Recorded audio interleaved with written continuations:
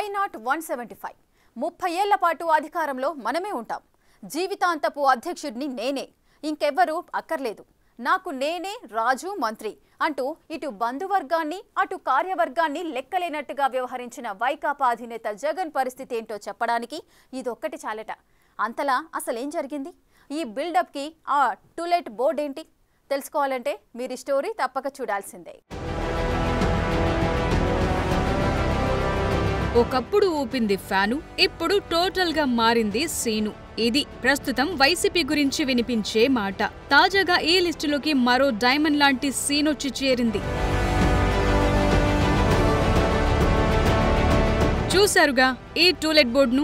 ఇది సాదాసీదా బిల్డింగ్ కి వేలాడుతున్న టూలెట్ బోర్డు కాదు. ఒకప్పుడు 151 సీట్లతో రాష్ట్ర రాజకీయాలని శాసించిన ఫ్యాన్ పార్టీ కేంద్ర కార్యాలయంగా పనిచేసిన భవనం ఇది. ప్రస్తుతం దీని ముందు కనిపిస్తున్న దృశ్యం. అదేంటి, అధికారంలో ఉండగా అంతా మాదే అన్నారుగా. ఇటు పార్టీకి పర్మనెంట్ అధ్యక్షుణ్ణి నేనే అనటంతో పాటు అటు రాష్ట్రాన్ని శాశ్వతంగా పాలించేది కూడా నేనే అంటూ వీర ధీర శూర రేంజ్ లో పలికిన డైలాగులు ఏమైపోయాయి అంటూ ఒక్కొక్కరు ఈ బోర్డు చూసినంతనే నోళ్లు నొక్కుకుంటున్నారట.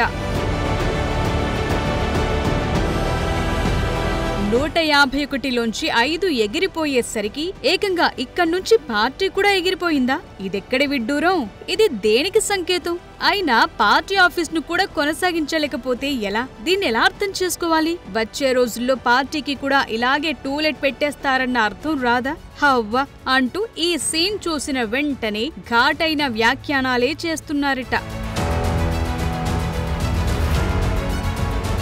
తాడేపల్లి బైపాస్ లో మెయిన్ రోడ్డుపై ఉన్న ఈ ఆఫీస్ వచ్చిపోయే కార్యకర్తలతో ఎంతో కోలాహలంగా ఉండేది. తమ ఇబ్బందులు చెప్పుకునేందుకు ఇదొక వేదికగా నిలిచేది. పార్టీ ఓటమి తరువాత వాస్తు కలిసి రాలేదనో లేక అద్దె కట్టడం ఎందుకనుకున్నారో ఏమో తెలియదు కానీ ఇక్కడ్నుంచి అధినేత జగన్ అయితే పార్టీ జెండా పీకేశారట. పార్టీ కార్యాలయం ఇక్కడ్నుంచి ఖాళీ చేయించి క్యాంప్ ఆఫీస్ లో ఏర్పాటు చేశారట.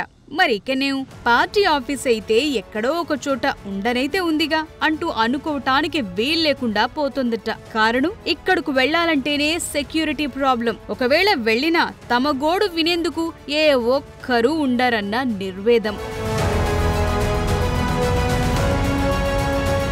ఇక్కడ్నుంచి జగన్ తన పార్టీ ఆఫీస్ తీసేయటంతో ఈ భవనానికి టూలెట్ బోర్డు పెట్టారు యజమాని. అంతేకాదు అద్దె కూడా బకాయి పడ్డట్టు సమాచారం. మరి అధికారంలో ఉన్న ఇన్నాళ్ల పాటు వెనకేసింది ఏమైపోయింది? కనీసం పార్టీ ఆఫీస్ రెంట్ కూడా కట్టకుంటే పరిస్థితి ఏంటి? కార్యకర్తల్లోకి ఇదెలాంటి సందేశాన్ని తీసుకెళ్తుంది? మరి ఇంత దివాలాకోరు తనమేంటని గుసగుసలాడుతున్నారట ఫ్యాన్ పార్టీ క్యాడర్.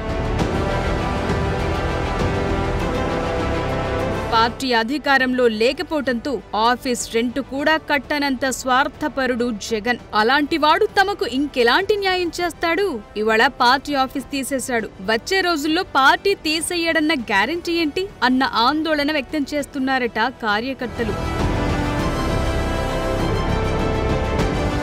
అధికారమున్న రోజుల్లో 30 ఏళ్లు మనమే అధికారంలో ఉంటామని బీరాలు పలికిన జగన్ నేడిలాంటి దుస్థితికి చేరుకోవటంతో ఏమనాలో అర్థం కావటం లేదట సగటు కార్యకర్తకు. అవునులే, పార్టీ పేరు చూస్తే శివకుమార్ అనే ఒకరు పెట్టింది, కార్యాలయం చూస్తే అద్దెకున్నది. అంటే పార్టీ మనది కాదు, ఇక అందుండే భవనము మనది కాదు. ఇంకే ఉందిక్కడ?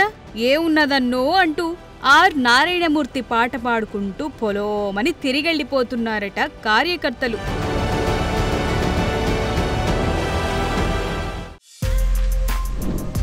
For more videos like this, subscribe Big TV channel.